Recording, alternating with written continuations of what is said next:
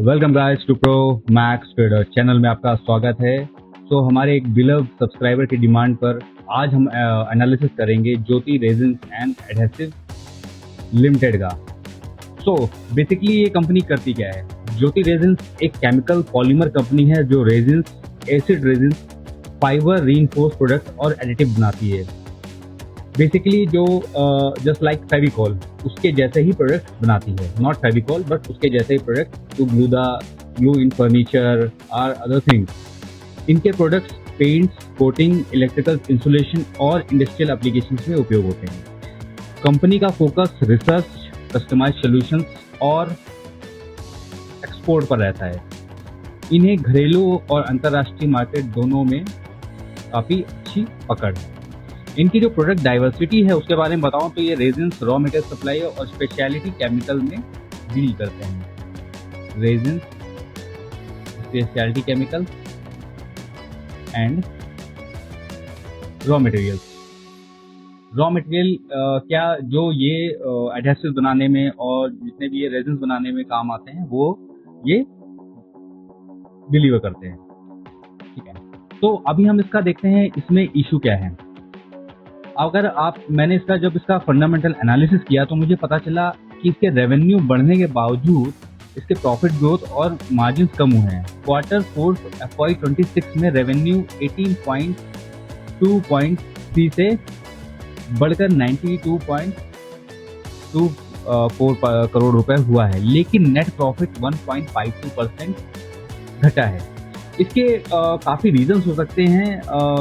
देखा जाए तो raw material cost, sales promotion, distribution और कमीशन एक्सपेंसेस ने प्रॉफिटेबिलिटी पर दबाव डाला है। जो आप सेलिंग में एक्सपेंसेस करते हैं ऑन कमीशन और प्रमोशन करते हैं उस पर काफ़ी एक्सपेंडिचर्स आता है जो इसके मार्जिन्स को कम करते हैं। हालांकि स्टॉक अच्छा, जो इसके फंडामेंटल्स हैं काफ़ी स्टैग्नेंट है और ओवरऑल अच्छा मूव कर रहे हैं but not in that much of growth. कुछ मार्केट ने एनालिसिस ने भी रिसेंट कमजोरी कारणों में हाई वैल्यूएशन, कमजोर रिसेंट परफॉर्मेंस और इन्वेस्टर कॉन्फिडेंस की कमी को शामिल किया है। तो हालांकि कंपनी प्रॉफिट कर रही है बट इसका जो प्रॉफिट बिफोर टैक्स है और जो नेट प्रॉफिट है पिछले ईयर के प्रॉफिट से 19% घटा है। अब हम इसके ईयरली प्रॉफिट पे आते हैं, उसके प्रॉफिट देखते हैं कि क्या क्या है।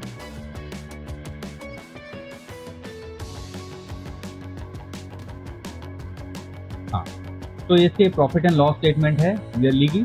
तो मार्च 2021 से लेते हैं। मार्च 2021 में इनकी जो सेल थी 101 करोड़ रुपए की हुई। उसके बाद मार्च 2022 में 182 करोड़, मार्च 2023 में 261 करोड़, मार्च 2024 में 257 करोड़, मार्च 2025 में 284 करोड़ और मार्च 2026 में 315 करोड़। सो समहाउ सेल्स में इनके ग्रोथ है, सेल्स इनकी पॉजिटिव प्रोग्रेशन में चल रही है। ऑपरेटिंग प्रॉफिट भी इनके इम्प्रूव हो रहे हैं लास्ट, अगर हम 5 ईयर्स का डेटा लें तो। और नेट प्रॉफिट देखा जाए तो मार्च 2021 में इन्होंने 12 करोड़ का प्रॉफिट किया, मार्च 2022 में 20 करोड़, मार्च 2023 में 46 करोड़ का, मार्च 2024 में 67 करोड़ का प्रॉफिट और मार्च 2025 में पिछले FY के मुकाबले 10% लगभग ग्रोथ। उसके बाद मार्च 2026 में 70 करोड़ रुपए का प्रॉफिट किया। तो profitability is in linear progression. But अभी इश्यू क्या है? इश्यू मैंने आपको बताया, इसको हमेशा एक ग्रोथ और हाई मार्जिन स्टोरी के रूप में देखा गया है। ये जो सेक्टर है बहुत ही डाइवर्स हो गया है और इसमें जो मार्जिन्स हैं बहुत ही कम हो गए हैं। आप जस्ट लाइक FMCG सेक्टर देख लीजिए, वहाँ पर इतने प्लेयर्स आ चुके हैं कि वहाँ पे मार्जिन्स बचाना बहुत ही मुश्किल हो गया है कंपनीज के लिए। सो दे प्ले ऑन वॉल्यूम। अगर मैं इसका फंडामेंटल छोड़ के इसका टेक्निकल देखूं तो मुझे क्या देखने को मिलता है, जस्ट मिनट हम इसके होल्डिंग देख लेते हैं पहले। तो अगर आप इसकी होल्डिंग देखेंगे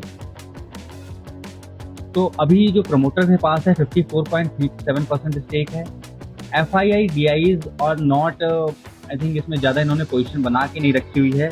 अगर आप FII की पोजीशन देखेंगे तो 0.06% है और जो DIs की पोजीशन है वो लगभग 0.08% है।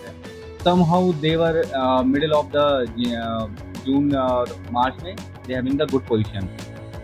तो बेसिकली इसके प्रॉफिट कर रही है कंपनी, बट इतनी अच्छी ग्रोथ इसमें दिखाई नहीं देती है। सो ज्योति रेजिन का देखा जाए तो एक मार्जिन और जो सेल्स प्रमोशन डिस्ट्रीब्यूशन इसके जो एक्सपेंसेस होते हैं, इसके चक्कर में ये प्रॉफिटेबिलिटी में इसमें इशू आ रहा है। अब हम आते हैं इसके टेक्निकल एनालिसिस पे, जो इसका मेन थिंग है। सो अगर आप देखेंगे तो स्टॉक एक मल्टी बैगर था। कहाँ ये 2020 के आसपास 100-150 रुपए के आसपास आपको दिख रहा होगा। उसके बाद इसने हाई बनाया लगभग 1700-1800 रुपए का। तो it was already a multibagger. लेकिन अभी इसमें क्या हम पोजीशन देख सकते हैं, स्टॉक अभी लगभग 900 रुपए के आसपास क्लोज कर रहा है। इसने एक इधर पर लगभग यहाँ पर 600-650 रुपए के आसपास एक बेस बनाया है, जो एक स्ट्रॉन्ग बेस है और एक डिमांड जोन क्रिएट करता है। तो ये जो डिमांड जोन है बहुत ही क्रूशियल है। अगर स्टॉक इसमें आता है, हम इन क्वांटिटी पोजीशन ले सकते हैं, और टारगेट के लिए हमें जो पिछला स्विंग हाई है उसको हम एक टारगेट बना सकते हैं एज ए ट्रेडिशनल मेथड। तो अभी स्टॉक 900 रुपए के आसपास क्लोज कर रहा है। यहाँ पर भी नीचे अभी एक थोड़ा सा गैप बाकी है। तो अगर मैं इसमें एक पोजीशन बनाने की एक लाइन खींचूं तो लगभग यहाँ तक आप एक पोजीशन इसमें ले सकते हैं, या इसको अपनी वॉच लिस्ट में रख सकते हैं फॉर ऑब्जर्वेशन। तो लगभग जो ये लाइन आपको देखने को मिल रही है लगभग 800-850 रुपए के आसपास है। तो इस स्टॉक की इस पोजीशन के हिसाब से 850 rupees will be the you can make a position, और आप कहीं 820-830 के आसपास इसका स्टॉप लॉस रख सकते हैं। अगर स्टॉक फर्दर मूव करता है तो इसमें आप ऐड ऑन कर सकते हैं, बट इसको बहुत ही स्मॉल क्वांटिटीज़ में आप ले सकते हैं। कोई भी स्टॉक इन्वेस्ट करने से पहले अपने फाइनेंशियल एडवाइज़र से ज़रूर सलाह लें।